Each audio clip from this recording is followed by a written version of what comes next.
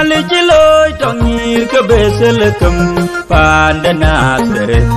imeri ke lid betam yoy de jong nir yung loy laje go kai de lid bet ya mi jwi de dol ke tu kuya kai de meri gang de jor a jwe de nyali chiloi ne pinnom go tu nyal mai nong meri dwen de nateret yaram aram yan jiti engineer wen ya lingu go wadi bin ke abe chol gai tu chi abe nyun ne tun de kwer nom de bit mele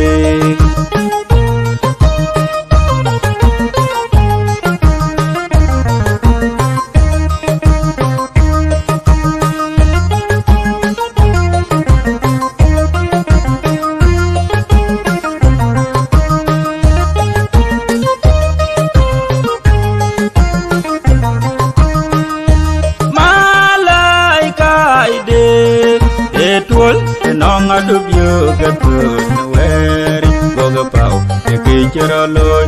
o malaika de vengi ge yo dogar yo chabyo katu en yin we kong pye de mien de pyo we jana ga dul we din ye ko le ban de bit eneng nang a jwe de nya le loy ni pin nom go tu nyal mai nong meri dwen de nateret yaram aram yan jiti engineer wen ya lingu go wadi bin ke abe chol gai tu chi abe nyun ne tun de kwer nom de bit mele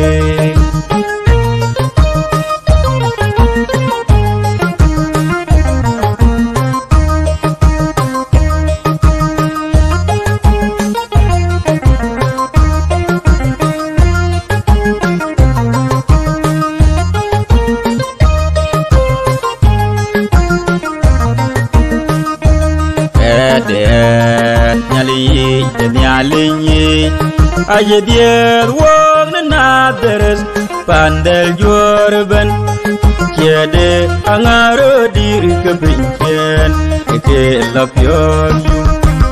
ajwe den yale chelo en pinnom go tu nyal man enong meri dwen de na deres yaram aram yan jiti engineer wen ya lingu go wadi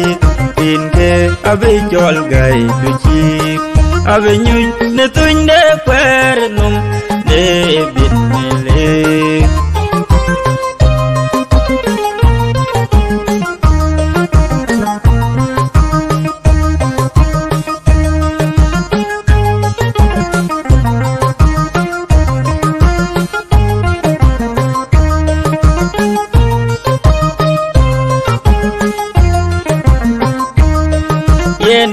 ti dier wo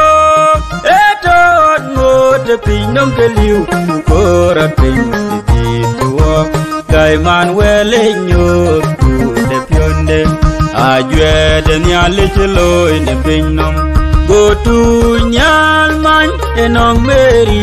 dwen de na deret yaram aram yan jiti engineer wen ya lingu go wadi bin ke abe chol gai tu chi abe nyu ne tun de kwer nom de bit mele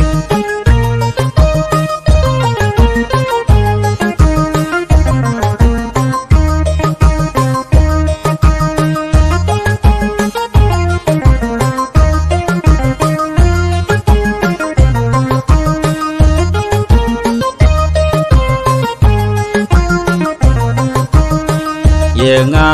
ngare luang de nya le ti jwe wo e wa myai kai tum de re tu man chi chu cho yen cho min pin ku chak ngut a jwe de nya le loi ne pin nom go tu nyal man enong meri dwen de na deret yaram aram yan jiti engineer when ya lingu indo wadi tinte ave chol gai duchi ave nyu ne tunde kwer num de bit mele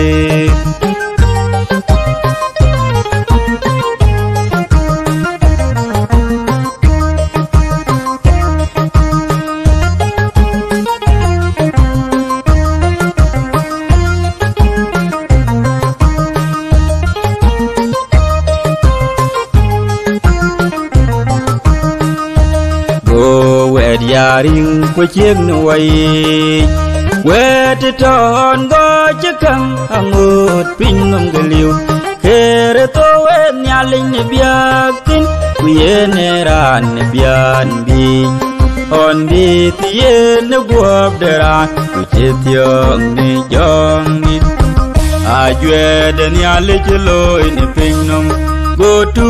nyal man enong meri Dwayne na terit yaram aram yan chiti engineer when ya lindu indo wadi inke ave chol gai duchi ave nyu ne tunde kwer num de bin mele